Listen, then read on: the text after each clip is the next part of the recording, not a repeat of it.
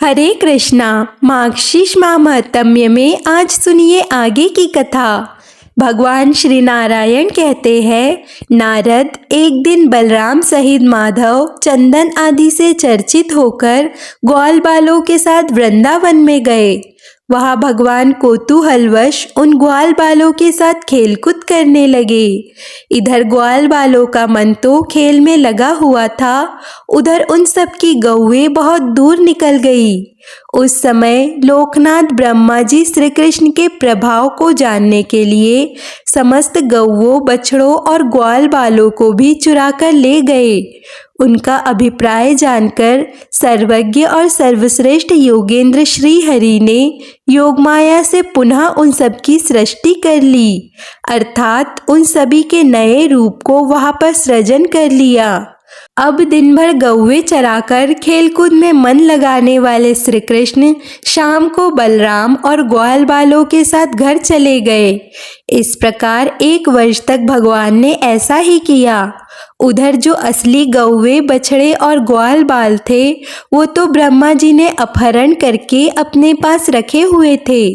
भगवान श्री कृष्ण ने सोचा कि ब्रह्मा जी कब तक इन्हें अपने पास रखेंगे, तो अब वे प्रतिदिन 1 वर्ष तक गौएं, ग्वाल बालों और बलराम जी के साथ यमुना तट पर आते और शाम के समय सभी के साथ अपने घर को लौट जाया करते।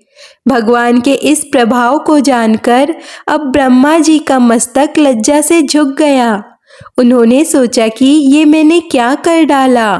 वे भांडीर वट के नीचे, जहाँ पर श्री कृष्ण बैठे हुए थे, वहाँ पर आए।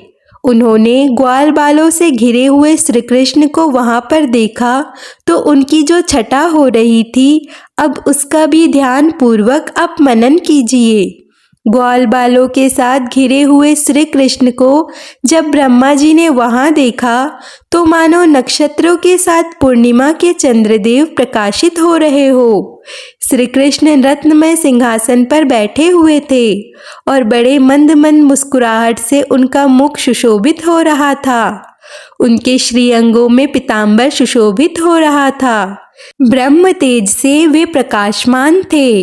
उनकी बाहों में रत्नों के बने हुए बाजूबंद, कलाई में रत्नों के कंगन और पैरों में रत्नमय मंजीर शोभा दे रहे थे। 2 रत्न निर्मित कुंडल की प्रभा से उनके गंड स्थल अत्यंत उद्दीप्त हो रहे थे। श्याम सुंदर का श्री विग्रह करोड़ों कंदर्प की लावण्य लीला का धाम था। वे मन को मोह लेते थे। उनके श्री अंग चंदन, अगरू, कस्तूरी और कुमकुम से चर्चित थे और पारिजात पुष्पों की माला उन्होंने धारण कर रखी थी। उनकी अंग कांति नूतन जलधर की श्याम शोभा को भी लज्जित कर रही थी। मस्तक पर सदा की तरह मोरपंख का मुकुट विराजमान था और उसमें मालती की मालाओं का संयोग बड़ा मनोहर, बड़ा ही सुंदर जान पड़ता था। उन परिपूर्णतम संत स्वरूप परमेश्वर श्यामाकांत को देखकर श्री ब्रह्मा जी ने अत्यंत विस्मय होकर उन्हें प्रणाम किया। अब वे बार बार उन्हें देखने लगे और उन्हें बार बार ही प्रणाम करने लगे। उन्होंने अपने हृदय कमल में जिस रूप को देखा था, वही उन्हें बाहर भी ठीक उसी के समान दिखाई दिया। जो मूर्ति सामने थी वही पीछे और अगल मगल में भी दिखाई देने लगी। मुने वो जहाँ जहाँ देखते वही वहीं पर भगवान श्री कृष्ण उन्हें नजर आने लगे। मुने वह वृंदावन में सब कुछ श्री कृष्ण के तुल्य देखकर जगतगुरु ब्रह्मा जी उसी रूप का ध्यान करते वही बैठ गए। गौएं, बछड़े, बालक, लता, गुल्म आदि सारा वृंदावन ब्रह्मा जी को श्याम सुंदर के रूप में ही दिखाई देने लगा। यह परम आश्चर्य देखकर ब्रह्मा जी ने फिर ध्यान लगाया। अब उन्हें सारी त्रिलोकी श्री कृष्ण के सिवा और कुछ भी दिखाई नहीं दिया। कहाँ गए वृक्ष, कहाँ गए पर्वत, कहाँ गई पृथ्वी, कहाँ है समुद्र, अरे कहाँ देवता, कहाँ गंधर्व, कहाँ मुनेन्द्र, और कहाँ मानव, कहाँ आत्मा, कहाँ जगत का बीज, और कहाँ स्वर्ग और कहाँ गौवे। श्री कृष्ण की माया से ब्रह्मा जी ने सब कुछ अपनी आंखों से देखा और सबको कृष्ण माया ही पाया। जहाँ देखो वहाँ सिर्फ कृष्ण ही कृष्ण नजर आ रहे थे। कहाँ जगदीश्वर श्री कृष्ण और कहाँ माया की विभूतियाँ। सबको कृष्णमय देखकर ब्रह्मा जी कुछ भी बोलने में असमर्थ हो गए। अब किसकी स्तुति करूं, इस प्रकार मन ही मन विचार करके ब्रह्मा जी वहीं बैठकर जप करने को तत्पर हो गए। उन्होंने सुखपूर्वक योगासन लगाकर दोनों हाथ जोड़ लिए। उनके सारे अंग पुलकित हो गए, नेत्रों में प्रेम के अश्रुधारा बहने लगी और वे अत्यंत दीन के समान हो गए। फिर उन्होंने अपनी 6 नाड़ियों अर्थात ईड़ा, सुषुम्ना, मध्या, पिंगला, नलिनी और धूरा, इन 6 नाड़ियों को प्रयत्न पूर्वक योग के द्वारा एकाग्र कर लिया। फिर वे अपने शरीर को, मन को और अपनी सभी इंद्रियों को एकाग्र करके निश्चल हो गए। पूर्व काल में श्री हरि ने जिसका उपदेश दिया था, उस परम उत्तम दशासार मंत्र का जाप करने लगे। मुने श्री कृष्ण के चरण कमलों का ध्यान करते हुए एक मुहूर्त तक जप करने के बाद ब्रह्मा जी ने अपने हृदय कमल में उनके सर्व तेजों के स्वरूप को देखा। उस तेज के भीतर अत्यंत मनोहर रूप था। 2 भुजाएं, हाथ में मुरली और पीतांबर विभूषित श्री अंग, कानों के मूल भाग में पहने गए मछली के आकार के कुंडल अपनी उज्जवल आभा बिखेर रहे थे। प्रसन्न मुखारविंद पर मंद मंद हंसी की छटा छा रही थी। भगवान भक्त पर कृपा करने के लिए बड़े कातर जान पड़ते थे। ब्रह्मा जी ने ब्रह्मरंध्र में जिस रूप को देखा और हृदय कमल में जिसकी झांकी थी, वही रूप बाहर भी दिखाई दिया। वह परम आश्चर्य देखकर उन्होंने उन परमेश्वर की स्तुति की। मुने, पूर्व काल में एकार्वण जल में शयन करने वाले श्री हरि ने ब्रह्मा जी को जिस स्तोत्र का उपदेश दिया था, उसी के द्वारा विधाता ने भक्ति भाव से मस्तक झुकाकर उन परमेश्वर का विधिवत स्तवन किया। ब्रह्मा जी बोले, जो सर्वस्वरूप सर्वेश्वर, समस्त कारणों के भी कारण और सबके लिए अनिर्वचनीय है, उन कल्याण स्वरूप श्री कृष्ण को मैं नमस्कार करता हूँ, जिनका श्री विग्रह नवीन मेघमाला के समान श्याम और सुंदर है, जो संपूर्ण जीवों में स्थिर रहकर भी उनसे लिप्त नहीं होते, जो साक्षी स्वरूप है, स्व आत्मा राम, पूर्ण काम, विश्वव्यापी, विश्व से परे, सर्वस्वरूप, सबके बीज रूप और सनातन है, जो सर्वधार, सब में विचरने वाले, सर्वशक्ति संपन्न, सभी के गुरु और सर्व मंगल कारण है, संपूर्ण मंत्र जिनके स्वरूप है, जो समस्त संपदाओं की प्राप्ति कराने वाले और श्रेष्ठ है, जिनमें शक्ति का संयोग और वियोग भी है, उन स्वेच्छा में प्रभु की मैं स्तुति करता हूँ। जो शक्ति के स्वामी, शक्ति के बीज, शक्ति रूपधारी और घोर संसार सागर में शक्तिमय नौका से युक्त है, उन भक्त वत्सल कृपालु कर्णधार को मैं नमस्कार करता हूँ। जो आत्मस्वरूप एकांत में लिप्त, निर्लिप्त, सगुण और निर्गुण ब्रह्मा है, उन स्वेच्छा में परमात्मा की मैं स्तुति करता हूँ। जो संपूर्ण इंद्रियों के अधिदेवता, आवास स्थान और सर्वेंद्रीय स्वरूप है, उन परमेश्वर को मैं नमस्कार करता हूँ। जो सार से सार तक द्रव्य, अपूर्ण, अनिर्वचनीय, स्वतंत्र और अस्वतंत्र है, उन यशोदा नंदन का मैं भजन करता हूँ। जो आसानी से किसी दृष्टि पथ में नहीं आते, तर्क के अविषय है, जो ध्यान से वश में होने वाले नहीं हैं और नित्य विद्यमान है, उन योगेंद्रों के गुरु गोविंद का मैं भजन करता हूँ। जो रास मंडल के मध्य भाग में विराजमान होते हैं, रासोल्लास के लिए सदा उत्सुक रहते हैं और गोपांगनाएं सदा जिनकी सेवा करती है, उन राधा वल्लभ को मैं नमस्कार करता हूँ। जो साधु पुरुषों की दृष्टि में सदैव सत और असाधु पुरुषों के मत में सदा ही असत है, भगवान शिव जिनकी सेवा करते हैं, उन योग साध योगीश्वर श्री हरि को मैं प्रणाम करता हूँ। जो सुख दुख, सुखद दुखद, पुण्य पुण्यदायक, शुभ और शुभ बीज है, उन परमेश्वर को मैं प्रणाम करता हूँ। इस प्रकार स्तुति करके ब्रह्मा जी ने गौवे और बालकों को वापस लौटा दिया और पृथ्वी पर दंड की तरह पड़कर रोते हुए भगवान श्री कृष्ण को प्रणाम किया। मुने फिर जगत श्रेष्ठा ने आंखें खोलकर श्री कृष्ण के दर्शन किए। जो ब्रह्मा जी के द्वारा किए गए इस स्तोत्र का प्रतिदिन भक्ति भाव से पाठ करता है, वह इस लोक से सुख भोगकर अंत में श्रीहरि के धाम में जाता है। वहाँ उसे अनुपम दास्य से सुख और उन परमेश्वर के निकट स्थान प्राप्त हो जाता है। श्री कृष्ण का सानिध्य पाकर वह पार्षद शिरोमणि बन जाता है। भगवान नारायण कहते हैं, उसके बाद जगत विधाता ब्रह्मा जी जब ब्रह्मलोक में चले गए, तब भगवान श्री कृष्ण ग्वाल बालों के साथ अपने घर को लौट गए। उस दिन गौवे, बछड़े और ग्वाल बालों ने 1 वर्ष के बाद अपने घर को वापस लौट कर आए थे, किंतु श्री कृष्ण की माया से उन सब ने उस 1 वर्ष के अंतर को 1 ही दिन का अंतर समझा। गोप और गोपियाँ उस समय कुछ भी अनुमान नहीं लगा सकी कि उनके साथ क्या हुआ। पहले के माया रचित अर्थात भगवान कृष्ण ने जिसे माया से रचा हुआ था, उन बालकों और आज के वास्तविक बालकों में उन्हें कोई भी अंतर मालूम नहीं पड़ा। योगी के लिए क्या नया और क्या पुराना, सारा जगत कृत्रिम ही है।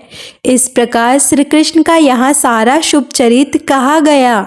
फिर जिस प्रकार श्री कृष्ण ने अपनी माया से उन सभी गौवे, बछड़े और ग्वाल बालों की रचना की थी, उसी प्रकार उन्हें अदृश्य भी कर दिया, क्योंकि उनकी जगह पर अब वास्तविक गोप, बाल, गौवे और बछड़े आ गए थे। भगवान नारायण कहते हैं, मुने एक दिन आनंद युक्त नंद ने ब्रज में इंद्र यज्ञ की तैयारी करके सब और ढिंडोरा पिटवाया और उस समय सबको यह संदेशा दिया कि जो जो इस नगर में गोप, गोपी, बालक, बालिका, वैश्य, वैष्णव और शूद्र निवास करते हैं, वे सब लोग भक्ति भाव से दही, दूध, घी, माखन, गुड़ और शहद आदि सामग्री लेकर इंद्रदेव की पूजा करे।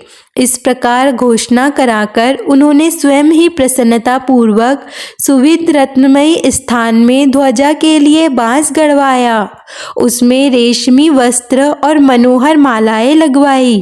चंदन, अगरू, कस्तूरी और कुमकुम के द्रव्य से उस बांस की ध्वजा के लिए उसकी पूजा की और उसे सजाया गया। नंद जी ने स्नान और नित्य कर्म करके भक्ति भाव से धुले हुए वस्त्र धारण कर लिए और पैर धोकर वे सोने के पीढ़े पर विराजमान हो गए। उस समय नाना प्रकार के पात्रों के साथ ब्राह्मण, पुरोहित, गोप, गोपी, बालक, बालिकाएं उपस्थित हो गए। इसी बीच में वहाँ नगर निवासी भी बहुत सारा सामान एकत्र करके अनेक प्रकार की भेंट लिए हुए आ पहुँचे। फिर ब्रह्म तेज से जाज्वल्यमान वेद वेदांगों के पारंगत विद्वान और शांत स्वरूप गर्ग जी, जैमिनी जी, कृष्ण द्वैपायन जी आदि बहुत से मुनिगण अपने शिष्यों सहित वहां पर पधार गए। और भी ब्राह्मण, क्षत्रिय, वैश्य, शूद्र, बंदी, भिक्षुक आदि वहां पर आए। गोपराज नंद ने उठकर सभी का आदर सत्कार किया और वहीं पर भोजन बनाने के लिए निपुण रसोइया लगवाई। ब्राह्मणों के लिए भोजन तैयार करने लगे। रत्न द्वीपों की और धूप दीप की जगमगाहट सुगंधित चारों ओर फैल गई। पुष्पमालाओं से स्थान सज गए। तरह तरह की मिठाई, पकवान, मीठे फल, हजारों लाखों घड़े, दूध, दही, घी, मधु, मक्खन आदि इकट्ठे हो गए, क्योंकि वहां पर तो दूध, घी या दूध से बनी हुई सामग्री की कोई कमी ही नहीं थी। लाखों करोड़ों की संख्या में वहां गौवे जो थी। अब सुरीले बाजे वहां बजने लगे। तरह तरह के सोने चांदी के बर्तन, श्रेष्ठ वस्त्र, आभूषण, स्वर्ण पीठ आदि लाए गए। सभी चीजें इतनी संख्या में थी कि उनकी गिनती ही नहीं की जा सकती थी। अब वहां पर बहुत खुशी से मंगल गान होने लगे। इसी बीच बलराम और ग्वाल बालों के साथ साक्षात श्री कृष्ण बड़े तेजी से वहां आए। उन्हें देखकर सब लोग बड़ी प्रसन्नता से खिल उठे और खड़े हो गए। श्री कृष्ण अपने खेलकूद के मैदान से लौटकर लेकर आ रहे थे। उनका शांत सुंदर विग्रह बड़ा मनोहर था। अब जगदीश्वर श्री कृष्ण उन सभी के बीच में रत्नमय सिंहासन पर बैठे मानो शरत काल के चंद्रमा तारामंडल के बीच में भासमान हो रहे हो। वह महोत्सव देखकर नीति शास्त्र श्री कृष्ण ने अपने पिता से तत्काल ऐसी नीतिपूर्ण बात कही जो अन्य सभी लोगों के लिए बड़ी दुर्लभ थी। श्री कृष्ण बोले, उत्तम व्रत का पालन करने वाले गोप सम्राट, आप यहाँ क्या कर रहे हैं? आपके आराध्य देवता कौन है? इस पूजा का क्या स्वरूप है और इस प्रकार पूजन करने पर कौन सा फल प्राप्त होता है? इस फल से कौन सा साधन सुलभ होता है और उस साधन से भी कौन सा मनोरथ सिद्ध हो जाएगा? अगर पूजा में भी विघ्न पड़ जाए और देवता रुष्ट हो जाए तो क्या हो सकता है? या अगर देवता संतुष्ट हो तो वे इस लोक और परलोक में कौन सा फल देते हैं? विप्र रूपधारी श्री हरि नववेद को साक्षात ग्रहण करते हैं।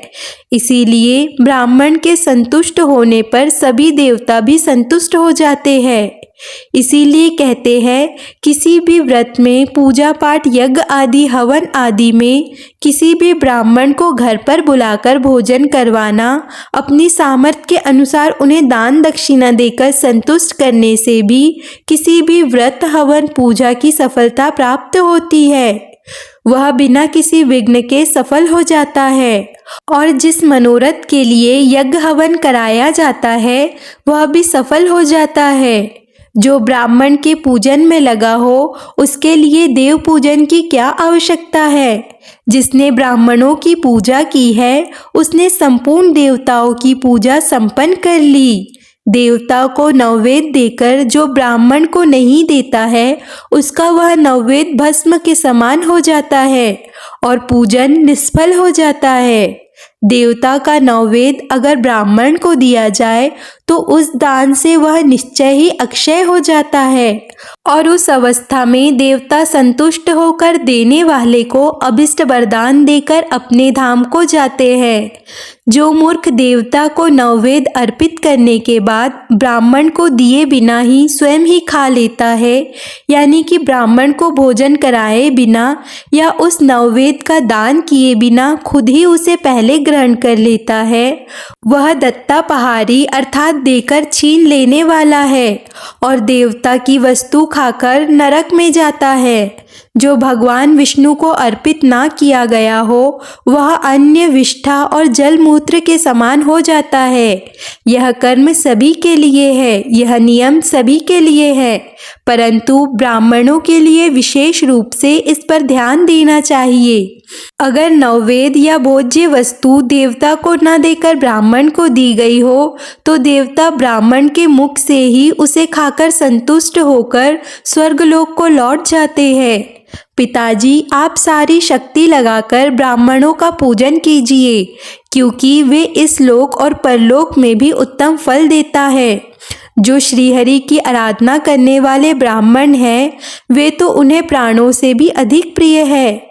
हरि भक्त ब्राह्मणों का प्रभाव श्रुति में दुर्लभ है।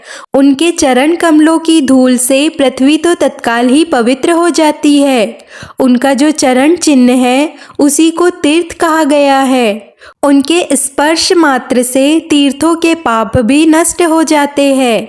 उनके आलिंगित श्रेष्ठ वार्तालाप, दर्शन और स्पर्श से भी मनुष्य समस्त पापों से मुक्ति पा जाता है। संपूर्ण तीर्थों से भ्रमण और स्नान करने से जो पुण्य प्राप्त होता है वह हरि भक्त ब्राह्मण के दर्शन मात्र से ही सुलभ हो जाता है। मनुष्य को चाहिए कि वह पुण्य के लिए समस्त जीवों को अन्न दे, परंतु विशिष्ट जीवों को अन्न दान करने से विशिष्ट फल की प्राप्ति होती है। भगवान विष्णु ब्राह्मणों के भक्त हैं। उन्हें उत्तम वस्तु का दान करने से दाता को जो फल मिलता है वह निश्चय ही भक्त ब्राह्मणों को भोजन कराने मात्र से ही प्राप्त कर लेता है। भक्त के संतुष्ट होने पर श्रीहरि संतुष्ट हो जाते हैं और श्रीहरि के संतुष्ट होने पर सब देवता भी सिद्ध हो जाते हैं। पिताजी, अगर यह सब संचित द्रव्य आप किसी एक देवता को देते हैं तो अन्य सभी देवता दुरुस्त हो जाएंगे। उस दशा में एक देवता क्या कर सकते हैं? मेरा तो यह मानना है कि यह जितनी वस्तुएं यहाँ पर प्रस्तुत है उसका आधा भाग आप गोवर्धन देव को दे दीजिए। वो तो गौओं की सदा वृद्धि करते हैं, इसीलिए तो उनका नाम गोवर्धन हुआ है। पिताजी, इस भूतल पर गोवर्धन के समान पुण्यवान दूसरा कोई नहीं है, क्योंकि वे तो हर दिन हमारी गौओं को नई नई घास देते हैं। तीर्थ स्थानों में जाकर स्नान दान से जो पुण्य प्राप्त होता है, ब्राह्मणों को भोजन कराने से जिस पुण्य की प्राप्ति होती है, संपूर्ण व्रत उपवास, सब तपस्या, महादान और श्रीहरि की आराधना करने पर जो पुण्य सुलभ होता है, पूर्ण पृथ्वी की परिक्रमा, संपूर्ण वेद वाक्यों के स्वाध्याय और समस्त यज्ञों की दीक्षा ग्रहण करने पर मनुष्य जिस पुण्य को प्राप्त करता है, वही पुण्य बुद्धिमान मनुष्य गौओं को घास देकर ही पा लेता है। जो घास चरती हुई गायों को स्वेच्छापूर्वक चरने से रोकता है, उसे ब्रह्म हत्या का पाप लगता है और वह प्रायश्चित करने पर ही शुद्ध हो पाता है। पिताजी, सब देवता गौओं के अंगों में, संपूर्ण तीर्थ गौओं के पैरों में और स्वयं लक्ष्मी जी उनके गुह स्थानों में सदा वास करती है। जो मनुष्य गाय के पद चिन्ह से युक्त मिट्टी द्वारा तिलक करता है, उसे तत्काल तीर्थ स्थान का फल मिल जाता है और पग पग पर उसकी विजय होती है। गौएं जहाँ भी रहती है उस स्थान को तीर्थ कहा गया है। वहाँ प्राणों का त्याग करके मनुष्य तत्काल मुक्त हो जाता है, इसमें कोई संदेह नहीं है। जो ब्राह्मणों और गौओं के शरीर पर प्रहार करता है, निसंदेह उसे ब्रह्म हत्या के समान पाप लगता है। जो नारायण के अंशभूत ब्राह्मणों और गौओं का वध करते हैं, वे मनुष्य जब तक चंद्रमा और सूर्य की सत्ता है, अर्थात जब तक सूर्य और चंद्रमा विराजमान है, तब तक के लिए कालसूत्र नामक नरक में जाते हैं। हे नारद, ऐसा कहकर श्री कृष्ण मौन हो गए। तब आनंद युक्त नंद ने मुस्कुराते हुए उनसे कहा कि बेटा, यह तो महात्मा महेंद्र की पूजा है, जो पूर्व परंपरा से चली आ रही है, और यह सुवृष्टि का साधन है और इससे सभी प्रकार के मनोहर शैयाओं की उत्पत्ति ही साध्य है। इसीलिए ब्रजवासी लोग बहुत पहले से कई पीढ़ियों से लगातार महेंद्र की पूजा करते चले आ रहे हैं और यह महान उत्सव वर्ष के अंत में होता है। विघ्न बाधाओं की निवृत्ति और कल्याण की प्राप्ति ही इसका उद्देश्य है। नंद जी की यह बात सुनकर बलराम सहित श्री कृष्ण जोर जोर से हंसने लगे और बड़ी प्रसन्नता से अपने पिताजी से भगवान श्री कृष्ण ने जो कहा उसे आप अगले अध्याय में अवश्य सुनिए। हमारे चैनल पर कथाओं को सुनने के लिए, पसंद करने के लिए आप सभी का बहुत बहुत धन्यवाद। जय श्री राधे।